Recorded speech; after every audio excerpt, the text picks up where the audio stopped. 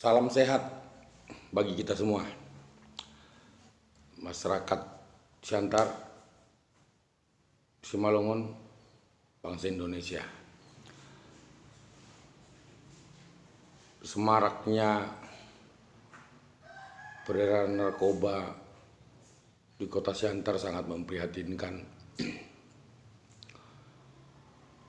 Meninggalnya Apin Lehu yang kita kenal sebagai bandar narkoba di kota ini, bahkan jaringan yang sangat luas. Kita pikir peredaran narkoba di kota Siantar dan Simalungun semakin berkurang. Ternyata tetap juga makin memprihatinkan dan semakin semarak. Sebagai tokoh pemuda, kita sangat menyayangkan, kita sangat menyesalkan sistem-sistem atau jaringan-jaringan ini tetap berjalan, tetap bekerja. Ini sangat merusak generasi muda kita. Peredaran narkoba di kota ini, khususnya sabu-sabu, sudah sangat masif. Kurang lebih 2 minggu kami menyuarakan persoalan yang memprihatinkan ini. Kami bersuara lantang melihat kondisi yang memprihatinkan ini. Berkaitan dengan maraknya peredaran, bahkan hilir mudiknya peredaran narkoba di kota ini, sungguh-sungguh sangat kita sesalkan. Kita menyadari persoalan ini sangat klasik. Persoalan narkoba ini persoalan bangsa, persoalan dunia, dan terkhusus di kota ini seperti benang kusut yang sulit untuk diberantas. Kita menyadari itu, tapi sebagai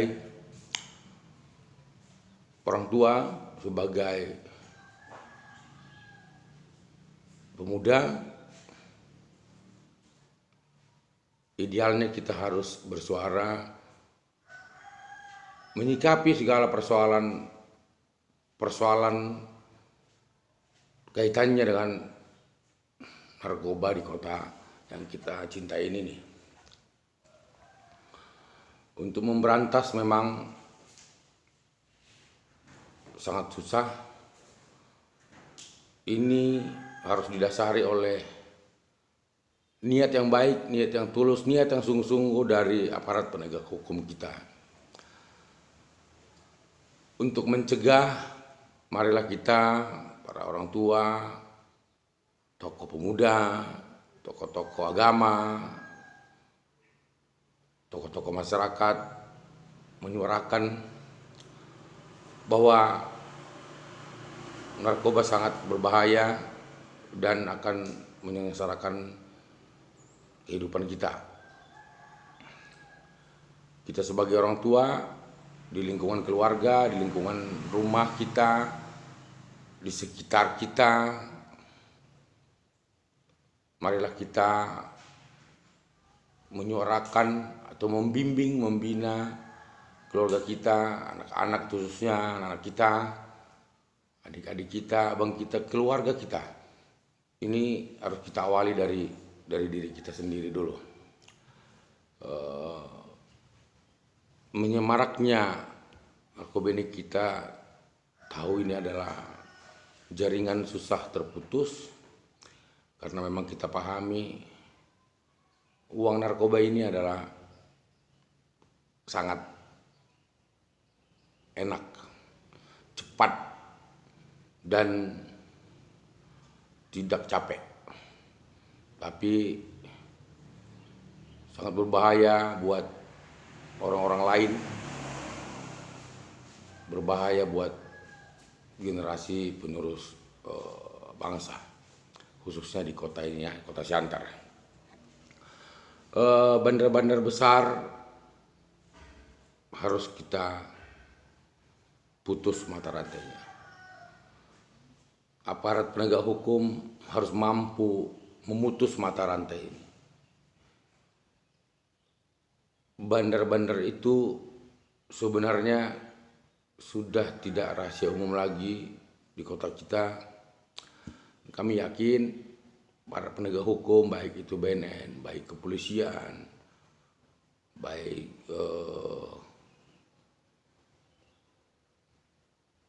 satuan-satuan apa namanya, misalnya TNI,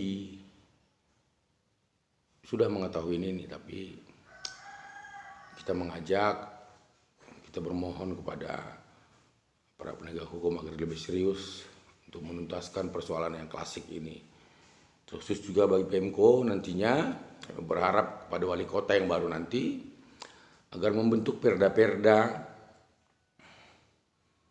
dan diusulkan kepada DPRD agar membentuk perda tentang pemberantasan narkoba ini. Paling tidak Pemko, wali kota harus bertanggung jawab terhadap persoalan masyarakat kota ini. Bertanggung jawab terhadap rakyatnya, terkhusus generasi muda, agar terselamatkan. Inilah tugas-tugas yang kedepannya memang kita harapkan dari stakeholder kota ini, agar nantinya mempersulit ruang gerak para bandar-bandar narkoba yang ada di kota ini. Karena begini, kalau bandar narkoba itu ditangkap, otomatis penyaluran narkoba itu pasti semakin sedikit. Yang kedua, kalau ditangkap gembongnya atau bandarnya, pasti yang lain akan takut menjadi bandar. Kasihan kita melihat para pemakai yang menjadi korban. Jadi korban bagi dirinya, keluarganya, belum lagi korban ditangkap. Terpisah dari anak istri selama 5 tahun. Hanya karena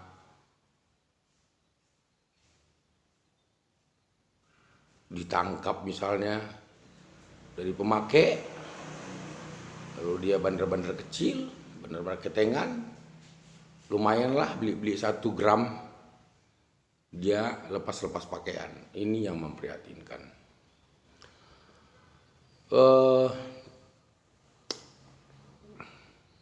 Kami berharap BNN Kota Siantar yang punya tugas, fungsinya, yang punya alat yang ditugaskan oleh negara, bekerjalah, lakukanlah tugas kalian. Jangan hanya melakukan hal-hal yang lip service misalnya, membuat-buat spanduk, lalu seiring kita suarakan narkoba, lalu setiap hari dalam tiap jam BNN melakukan edukasi melalui poster-poster atau postingan-postingan yang menyangkut soal narkoba. Oke lah, kita kasih apresiasi soal itu, memberikan edukasi, tapi substansinya bukan seperti itu. Harus ditebang dari akar-akarnya, harus dicabut dari akar-akarnya. Itu lakukan tugas kalian. Kalian mampu melakukan itu. Kami percaya itu.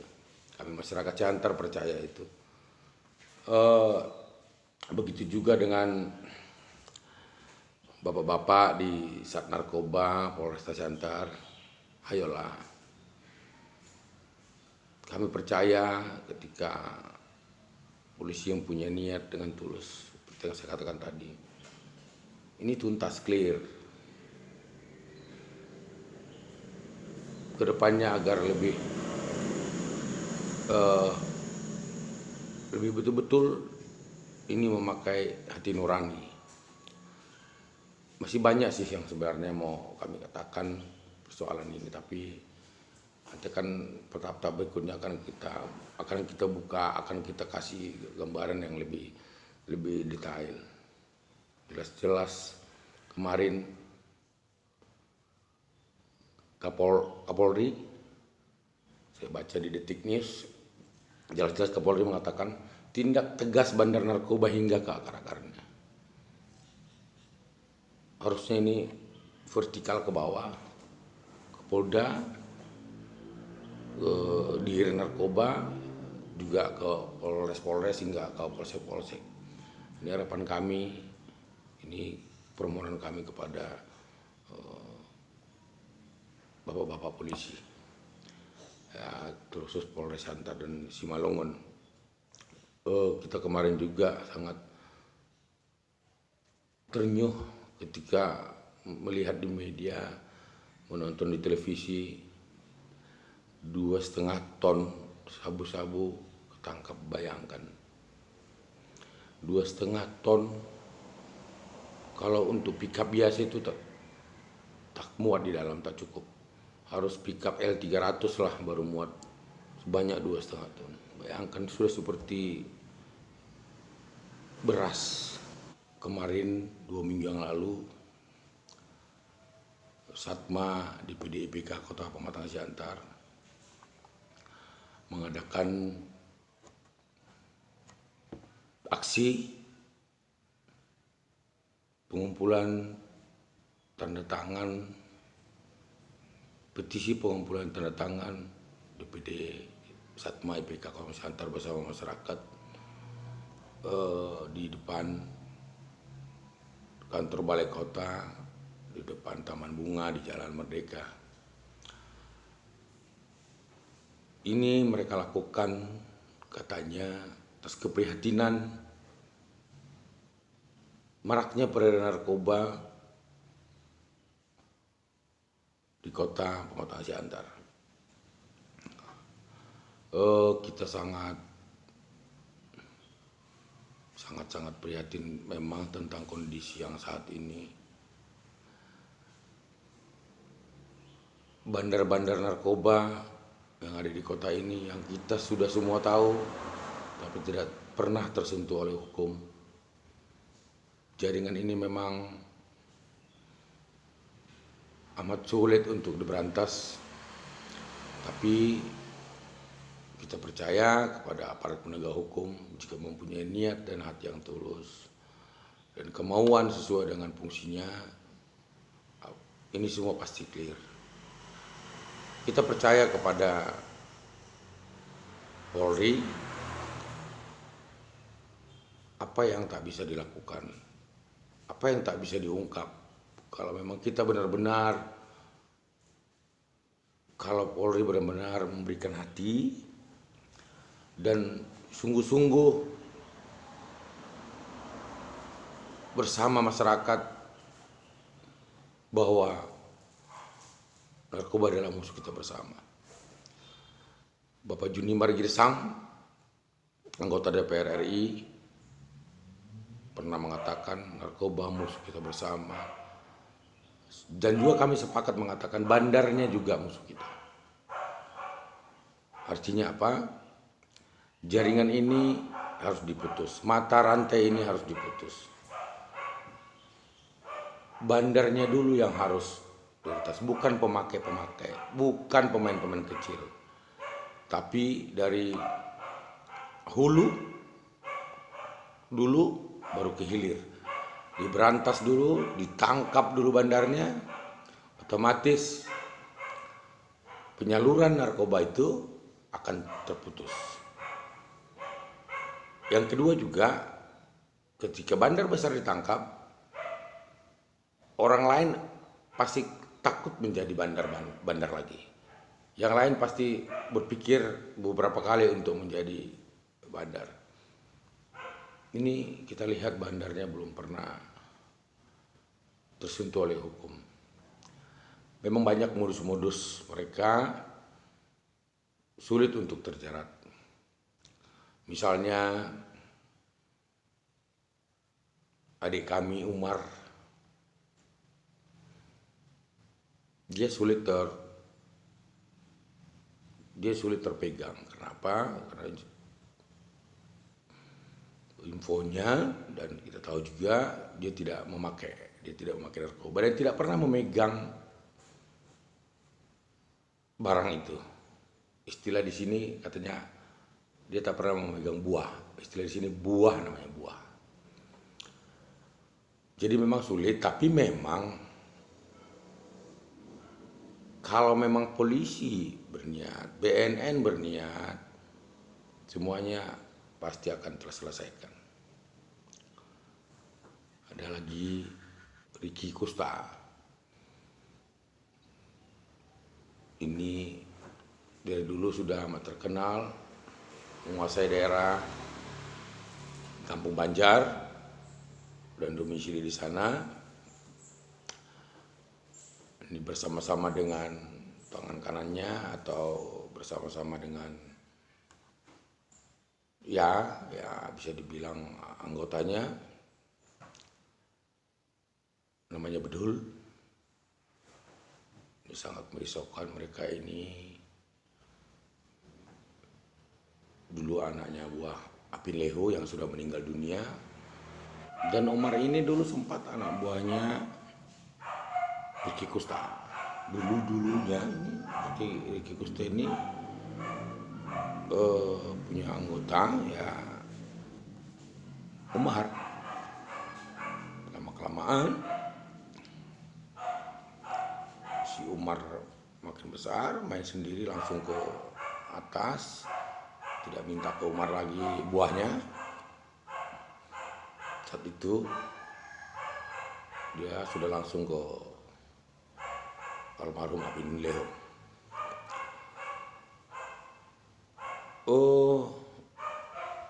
Di kampung Melayu, begitu juga di kampung Banjar, tempat mereka melakukan aktivitasnya dalam tanda kutip toko atau kios.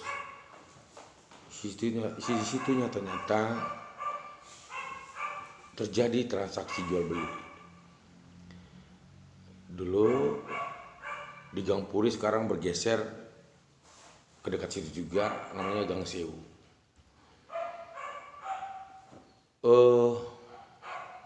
Sangat terang-terangan mereka untuk melakukan aktivitas itu. Hilir mudik para pembeli atau dalam tanda kutip sering dikatakan belanja.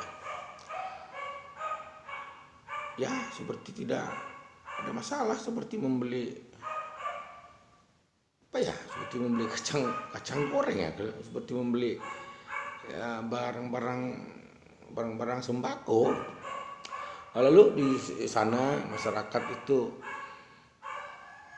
seperti tidak ada persoalan. Memang masyarakat di sana sangat dimanjakan.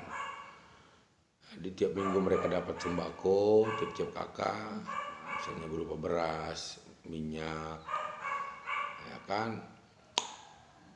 Kadang mingguan dikasih, bulanan dikasih, bahkan ini THR. Semua emak-emak di sana ya dapat THR. Ya sebegitunya. Di Jalan Medan atau di Gang Bajigur juga ada toko di sana. Ada namanya Gang Bajigur, persis di belakang rumah sakit Horas Kencani. Itu banyak jalur keluar, jalur jalan-jalan kecil, gang kecil. Di Biasanya orang masuk dari perluasan, dari SMP Negeri 6, dari belakang itu banyak jembatan, sungai-sungai, lalu mereka ya transaksi di situ atau piket, ada yang piket di situ. Dan mereka ini, para BD ini pintarnya kalau sudah tercium di satu tempat daerah, maka berpindah ke daerah yang lain. Saya dengar kabarnya ini ke arah BDB lagi. Ya, seluruh kota ini memang sudah hampir semua daerah lah, baik itu Tojai, Toji Baru, WTN, Tomuan, ini semua sudah terkontaminasi semua daerah. Karena itu sangat memprihatinkan memang. Tapi dari atas harus kita dari akarnya memang harus dicabut, harus diberantas dulu.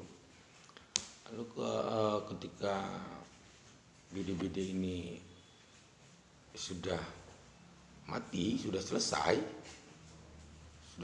sudah ditangkap, otomatis kan penyalurannya ke bawah kan terputus.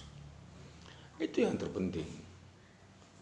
Karena memang kan kalau ada pun penjual-jual ketengan, ini kan dari bandar ini, dia beli 1G atau 2G, bahkan sampai satu sak itu 5 G ya. Ya ini diketengin lagi, lalu dijual. Nah, lalu ketika penjual ini, penjual ketengan ini tadi tidak membayar kewajibannya atau tidak membayar, tidak setorannya kepada bandar tidak beres, ini akan ditangkap. Ini akan diskenariokan. Jadi memang harus betul-betul dari atas dulu, harus dicabut dulu akarnya. Jangan ranting-rantingnya, sama aja kasihan juga.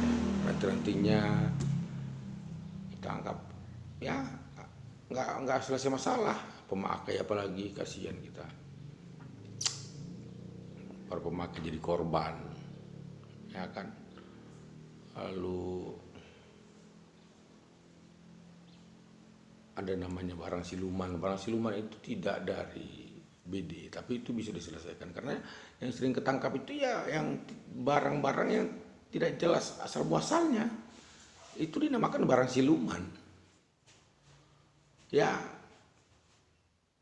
kadang-kadang itu dibiarkan supaya ada tangkapan. Ya kan, polisi kan punya target. Kemarin kami audiensi kepada di Polres, diterima oleh Waka dan KBU, narkoba, kita dikasih data. Memang benar ada tangkapan 96 orang mulai dari bulan Januari hingga bulan April. Hampir 100 orang.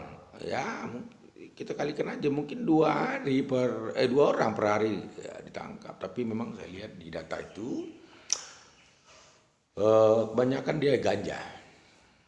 Substansi persoalan kita bukan di ganjanya. Sabu-sabunya ini yang semarak.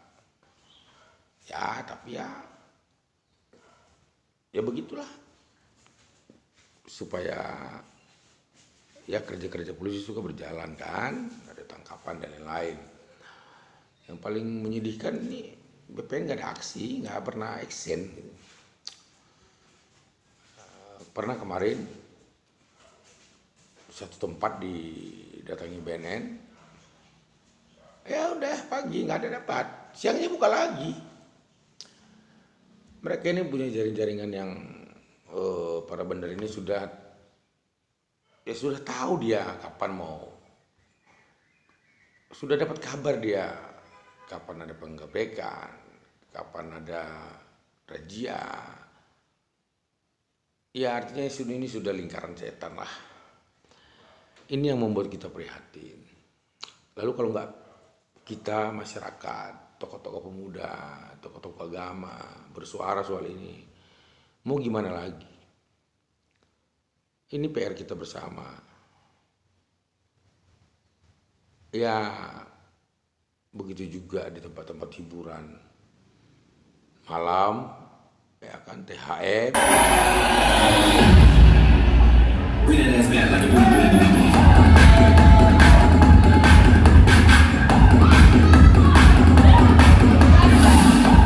Tempat hiburan malam. Di situ juga ekstasi beredar dengan mudahnya, dengan gampangnya. Kemarin beberapa bulan lalu 21 atau Miles, Edi dan kawan, seorang kawannya ditangkap.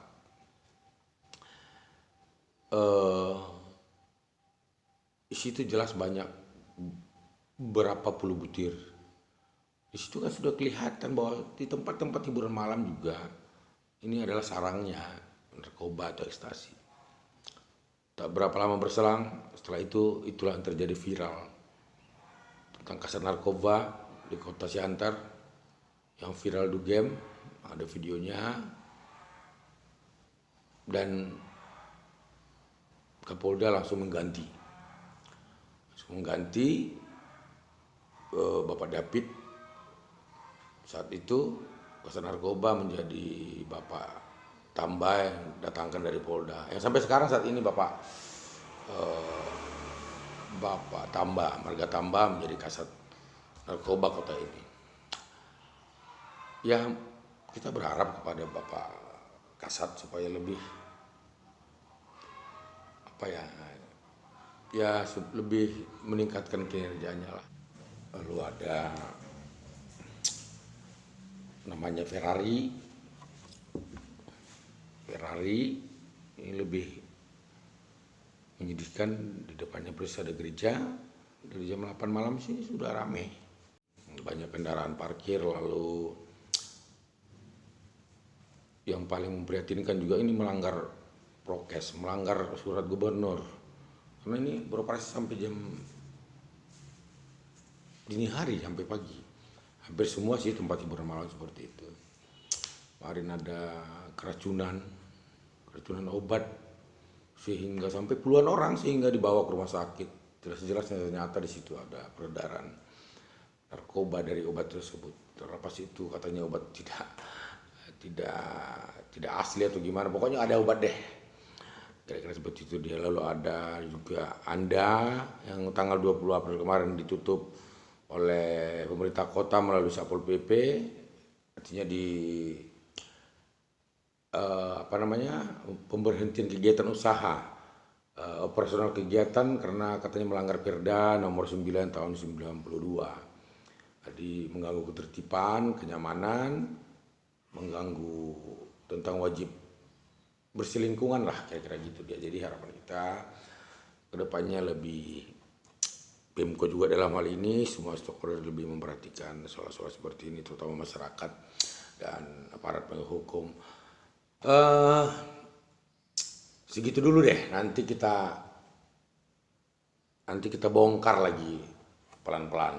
Ini dulu kita berlalan, nanti kita akan bertukar pikiran, sharing, nanti akan kita bongkar seperti kata teman kita Denny Siregar, Marki Bong, nanti kita bongkar semua. Terima kasih, selamat menonton, jangan lupa subscribe YouTube Greg Official. Selamat siang.